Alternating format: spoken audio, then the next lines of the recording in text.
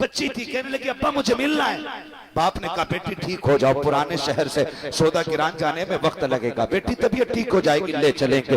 وقت گزرتا گیا، بچی کی بیماری بڑھتی گئی، یہاں تک کہ بچی کی آخری سانسیں آ گئی۔ جب بچی کا انتقال ہونے لگا، اس نے کہا ابا میں نے کہا تھا مجھے ننھے میاں کو دیکھنا ہے، میں دنیا سے جا رہی ہوں، افسوس میں اپنے ننھے میاں کو نہ دیکھ سکی۔ بچی یہ کہہ کے ہمیشہ کے لیے خاموش ہو جاتی ہے۔ جیسی بچی کا انتقال ہوا ہے، باپ نے بیٹی کے ماتھے کو چوما، رونے لگ گیا۔ چچا نے آ کے کہا تھا یار رو کیوں رہا ہے، اللہ کی امانت تھی اس نے لے لی۔ باپ نے روتے روتے کہا تھا سن بھائی، بیٹی کے جانے کا غم اپنی جگہ ہے، لیکن اس کی تمنا پوری نہ کر سکا، یہ ننھے میاں کو دیکھنا چاہتی تھی، کیا کروں میں اس کو لے جا نہ سکا، میں تو یہ چاہتا تھا ٹھیک ہو جائے گی تب مفتی اعظم کی چوکھٹ پہ لے کے جاؤں گا، لیکن مجھے یہ تو نہیں پتا تھا کہ یہ سانسیں آخری ہو جائیں گی، یہ مرض آخری ہو جائے گا۔ باپ نے اتنا کہا ہے، چچا نے کندھے پہ ہاتھ رکھ کے کہا تھا آنسو بہانا بند کر دے، چل اٹھا گود میں بیٹی کو، سودا گران لے کر کے چل۔ کہا کس لیے؟ کہ اگر وہ نہ دیکھ سکی تو کیا ہوا،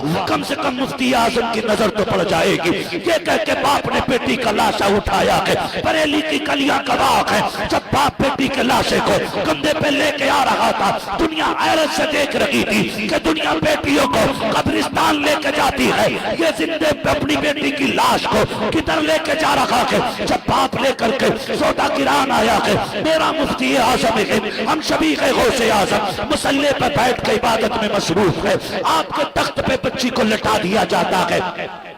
ایک سفید رنگ کی چادر بچی کے اوپر ڈال دی گئی ہے، جس تخت پہ مفتی اعظم بیٹھا کرتے تھے اس پہ بچی لٹا دی گئی ہے۔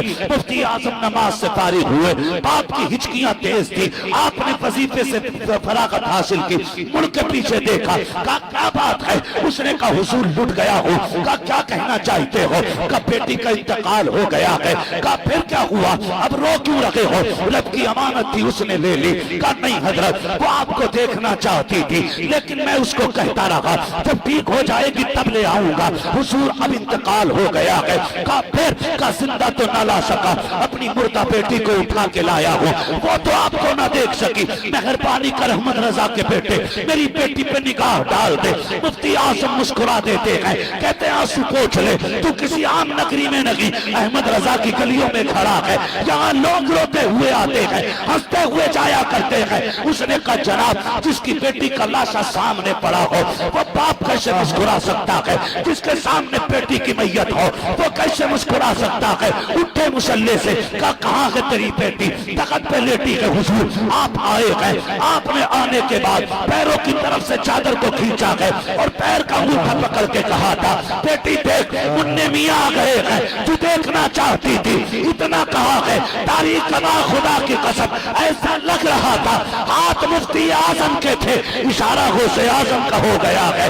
بچی اٹھ کے بیٹھ جاتی ہے، زمانہ دیکھ کے کہتا ہے او لوگوں اگر مفتی اعظم کے اشارے میں یہ کمال ہے تو غوث اعظم کے اشارے میں کتنا کمال ہے۔